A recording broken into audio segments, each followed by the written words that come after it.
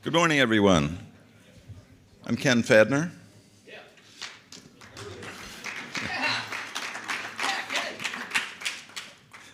Those are my fans. The people who work for MediaPost, they have to do that.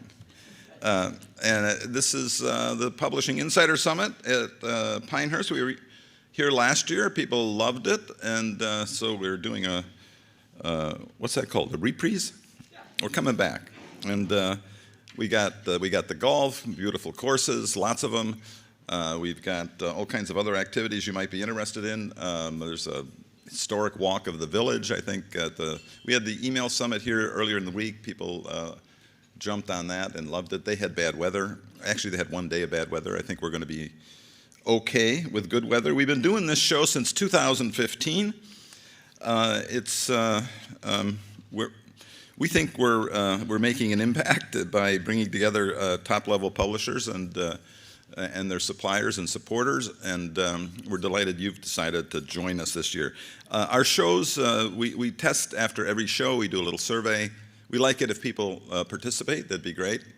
And for these Insider Summits, and I don't want to prejudice your answers, but people say they love them, and so I hope that this proves to be true for you guys as well over the next 3 days. So we're delighted to have as our breakfast sponsor this morning. Geez, I've got the wrong, but I know who this is. Tony Deanna, CEO of PostUp. They've been with us right from the start. We love them. And give your ear to Tony. I think you'll find him very engaging and interesting.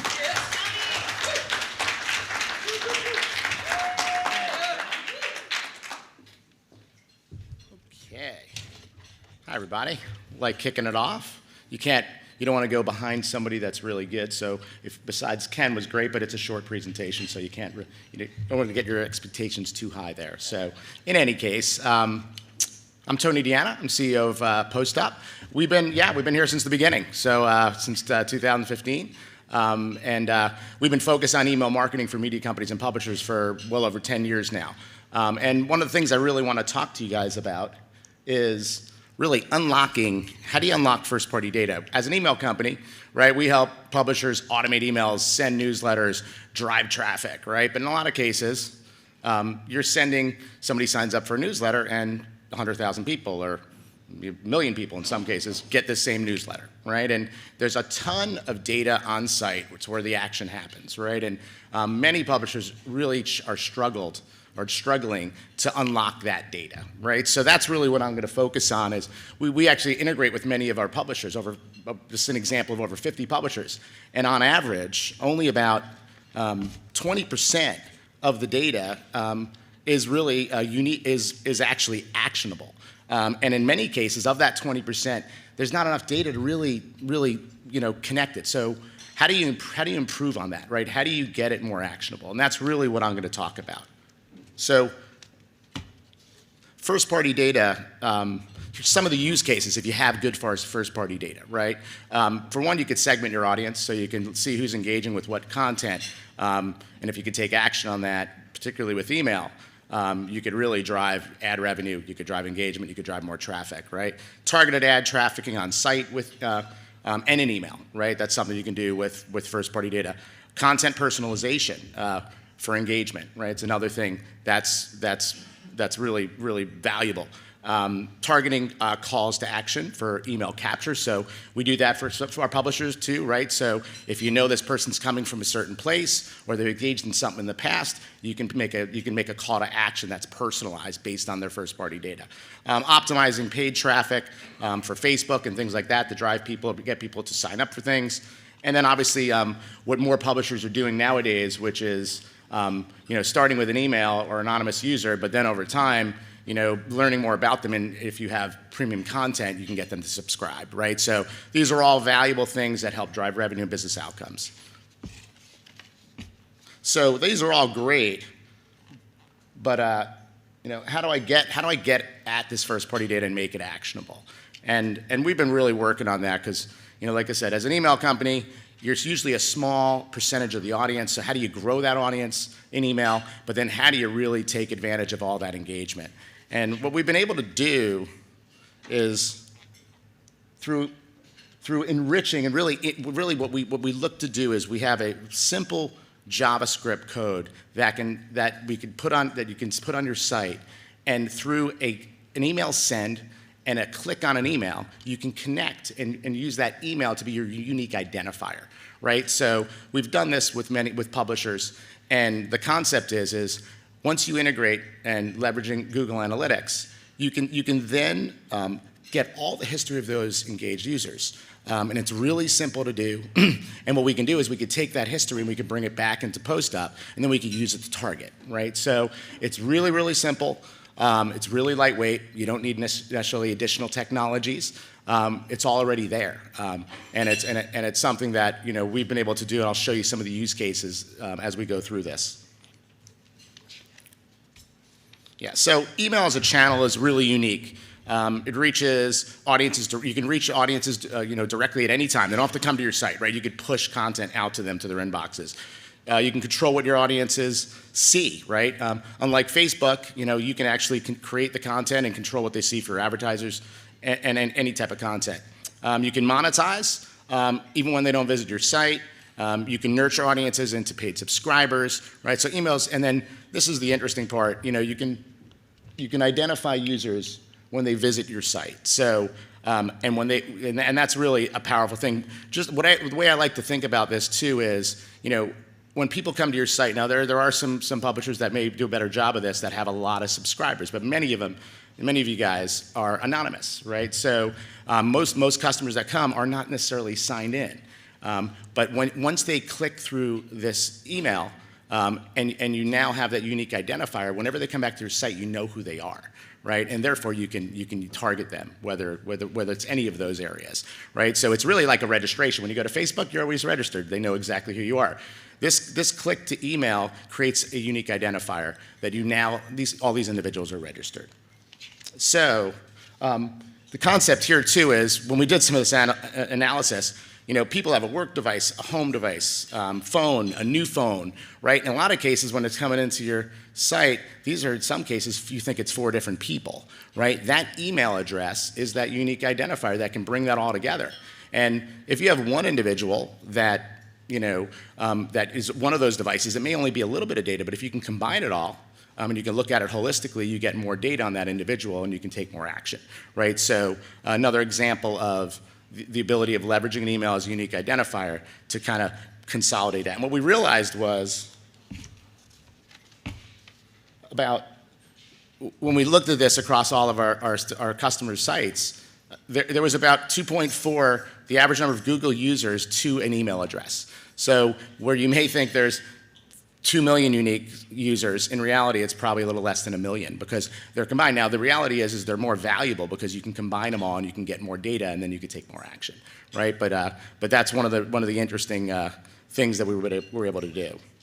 So let me take you through a few use cases. So here's just an example of many publishers have different types of content on their site. And people are engaging with different content. They may sign up for one newsletter, but it's going to be generic if you don't use what they're engaging with to drive content. So here's an example where we're looking at sports, travel, and health, and you got 2 individuals on their email address.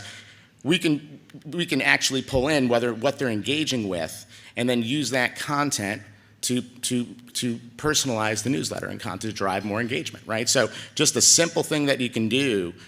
You also can say, well, these people are interested in maybe health or travel. Well, let's target advertisements to just those people that are engaging with that content, right? So you can charge higher CPMs with the advertising too, right? So actually got an example of this with apartment therapy, where they've got a huge list and amazing open rates, over 1 million people on their list. They've got 50% open rates, engaged audience, but it's a generic newsletter that goes out to everyone, and everybody's getting the same one, and it's great content and it's engaged, but they have a tab on their website that's around real estate, and they don't want to send out 1 million emails. The advertiser didn't want to access, or spend 1 million people that are not interested in real estate at that time.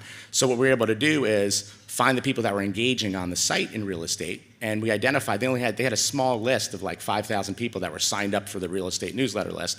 Well, the reality was we found another 64,000 people just engagement. We were able to target them that were engaging in. So it took something that was 5,000 and we were able to find 65,000 people that were engaged, right? So it created some scale there, and they didn't have to sign up for the newsletter, right? We were able to figure out who they were based on that one newsletter. So some interesting things that you can do.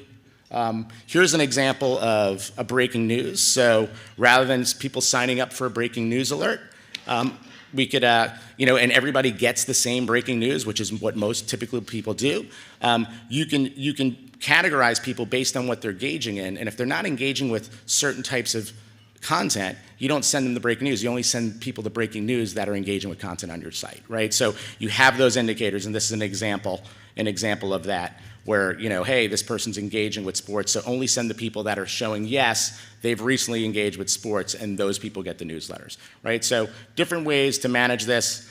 It's not necessarily, we don't necessarily believe in personalized one-to-one newsletters. We like to create products, right, that are kind of scalable, that are sellable, that advertisers can buy, and that's the way we look at it. We don't necessarily think that you have to do an exact one-to-one for everybody gets their own personal newsletter. We think you put people into products and categories of content, and then you can create scale. So that's how we look at that.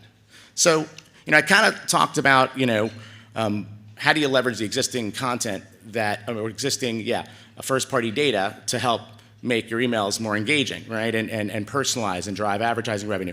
Well, the other challenge that we see publishers have is you have a huge website, and you have a ton of traffic coming there, but you got a small list. So you got 10 million people coming to your site a month, and you got 100,000 people on your list, or a couple 100,000. So how do you got to get the scale up. You got to get more direct email addresses. So one of the areas that we focus on is top of the funnel, where we call email audience, and that's what I want to transition into, which is, how do you actually grow that list? So we call email program design this product personalization, right? So the concept is when people come to your site, depending upon leveraging first-party data, depending upon where they're coming from, you can, rather than do various things or offer the same offer to somebody to sign up for a newsletter, you can do it based on personalized data, right? So, or different strategies, right? And we offer the technology and the strategy to our publishers to help them maximize the size of their list. So this is an example of capture widgets where, you don't want to ask for 20 things from an individual when they're first coming to the site. So you first get their email address, then you bring them in to your database or your email platform or your CDP, and then after they engage with email, when they go back to the site, you ask follow-up questions, right? So those are ways to get more first-party data, but don't do it in a way that's going to inhibit them from ever giving you the email the first time, right? So these are different tactics. How do you grow the amount of data leveraging email? Here's an example of with Univision, where we just did personalization based on IP lookup. So if you were opening up the email in Florida, said welcome, actually called out hello from Florida. So those are just simple ways that you can personalize things to get people to sign up, leveraging first-party data, leveraging information that you have. So just some more examples of that. Here's an interesting one. This is one of our clients, Adweek, and I kind of like this one because it says if you're going to use ad blockers, at least subscribe first. Where advertising's kind of our thing, right? So kind of painful to think that people that are in the industry would be using ad blockers when they're going to Adweek, right? But it happens. So this is something where very easily. You put that up, and they can click on that, and then they can, remove the ad blocker from that site, and it works very effectively for them. Particularly, I think the call to action is pretty, at least it should, depress a few people that are maybe in the industry that are using ad blockers, saying, well, let me at least let the ad blockers go. So that works really well. So another good example there. Here's one of our clients, Chive. So the difference here is on the left-hand side, you could see, a generic Chive on offer, but then they have different products, right? So when people are on certain properties, you want to personalize, what they're engaging with to get them to sign up more effectively, right? So we do content personalization based on where they are all the time, and we've increased, and you can get multiple 4 or 5x increases with signing up people, right? So like I was mentioning earlier in the conversation, it was more about how do you take action with the first-party data that you have, leveraging email. Now I'm talking about through audience dev and email capture widgets, how do you get people to sign up to grow that first-party data so that your list gets scalable at a high level so you can drive more revenue. So, we also, another client of ours, obviously having categories of newsletters, right? So sometimes people can sign up with a generic category and you get them on your list, but when they're engaging with certain content, maybe they're engaging with country, you have a country newsletter. So when they click on that, and when they get back to your site on country, you can offer up, if you have a country newsletter, and cross-promote your content. We've seen on average people that come in when you have multiple newsletters sign up for over 2, 2.5, 3 newsletters. And you have those whales. Some people sign up for all 7 or 8 of them. And if you're doing it in a way where you're doing it based on engagement with an email and they're clicking on certain content, they get back to your site, they're interested in that content, you make the offer. And in many cases, they'll sign up. So these are all good strategies to establish that direct relationship, right? So something that we focus on. Just a few more here.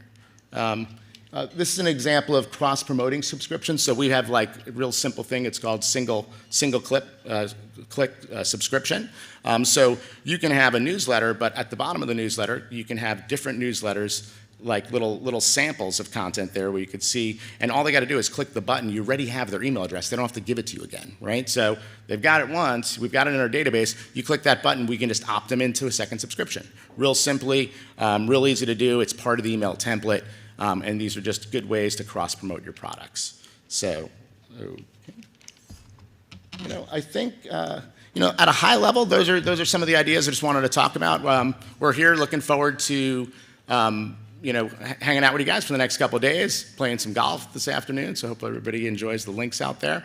We'll be around tonight, and would love to talk to you more about your email program and hopefully get an opportunity to work with you guys at some time. So thank you very much, and appreciate it. For now. All right. Yeah. Leave this up here? Yeah, you can leave it there. Tony, thank you. That's great, man. Always appreciate you kicking things off, and man, nice job. Thank you very much. Yeah, get with the. You have a team here, right? Show me hands. Yeah, Andrew, and where's James? All right.